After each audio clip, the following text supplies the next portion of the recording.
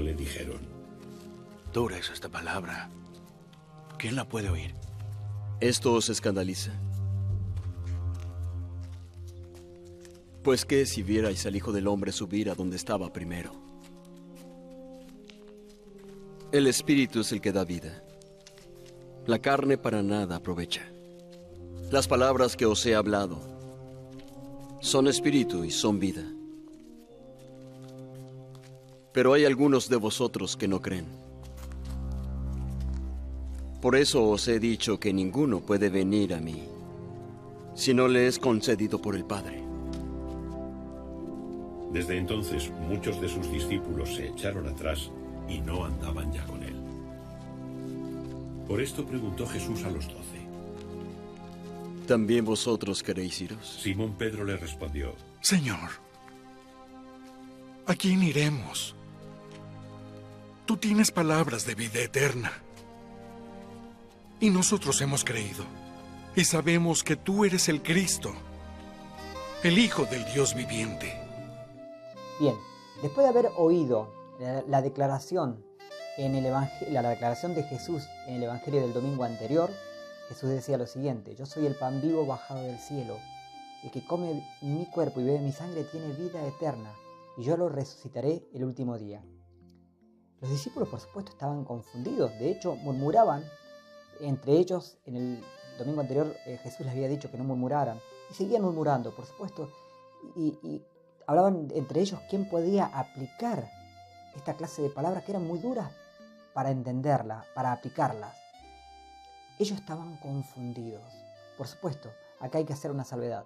Los discípulos de Jesús, que no solamente eran los 12 que ya conocemos, sino muchos más, aún no habían recibido la gracia del Espíritu Santo. Estaban muy sujetos al mundo, muy sujetos a la ley, estaban apegados a este mundo.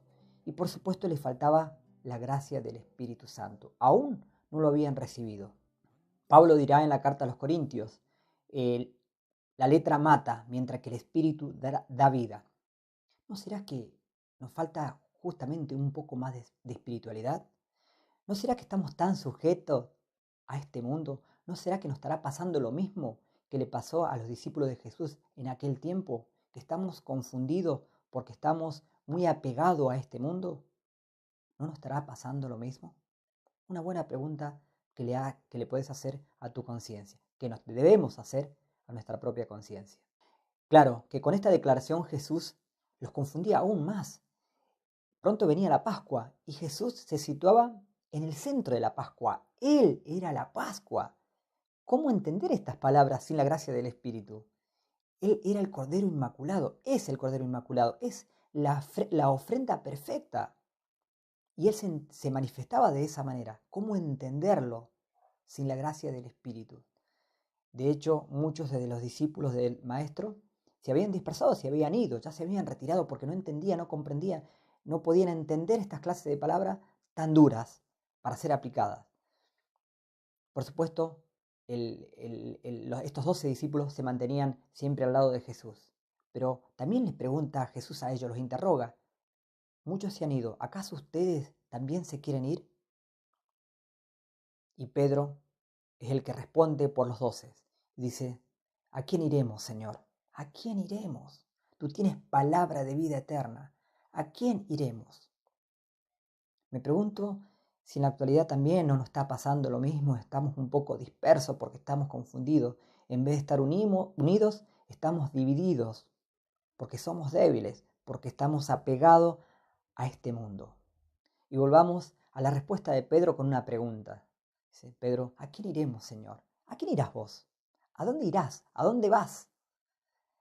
¿Qué es lo que más te seduce de este mundo? A algunos les puede seducir un auto, a otros les puede seducir una casa o la casa. A otros les puede seducir el dinero y lo que pueden hacer con él. A otros les puede seducir la fama y la popularidad. Pero creo que hay algo que supera todo, que es el poder. Cuando uno llega al poder, tiene dinero, tiene fama, tiene popularidad, tiene todo. Y tiene algo más todavía.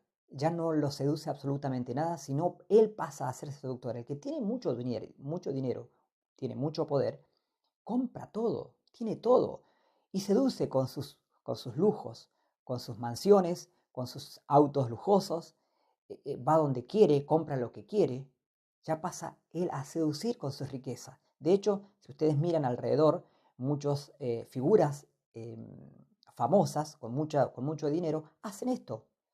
Inclusive algunos se pueden dar el lujo de hacer caridad, lo cual está bien, pero por supuesto con la caridad, con los millones que a veces regalan, su fortuna en vez de crecer, crece.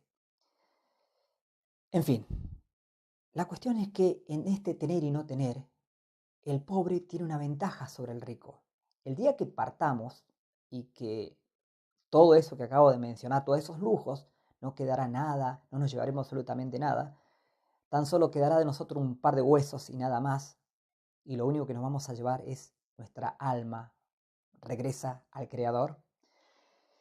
Y yo hablo de la ventaja porque el rico está tan apegado a lo material, está tan apegado a su riqueza, que le va a costar mucho elevarse, despojarse el día que muera de todo eso material. Está tan apegado a lo material y a este mundo que está muy pesado de equipaje. Mientras que el pobre, todo lo contrario. Lo único que se lleva son sus errores cometidos, su karma, por qué no decirlo, pero no tiene nada más. No está sujeto a lujos, no está sujeto a riquezas, va liviano de equipaje. Ojalá lo podamos ver y entender esto. Es un gran llamado de reflexión a nuestra conciencia también. Bien, hermanos, como para concluir, este fin de semana, sábado, domingo, acércate a la capilla más cercana, a la iglesia más cercana, a tu iglesia, acércate, enfrentalo, o en tu propia casa, enfrentalo a Jesús, arrodillate ante Él, encerrate en tu habitación, arrodillate ante Él, con fe, con humildad, con esperanza, y decirle, como dice en el versículo 69 de este pasaje que acabamos de oír de Juan, Señor, tú tienes palabra de vida eterna. ¿A quién iremos? Nosotros hemos creído y sabemos que vienes de parte de Dios. Amén. Que así sea.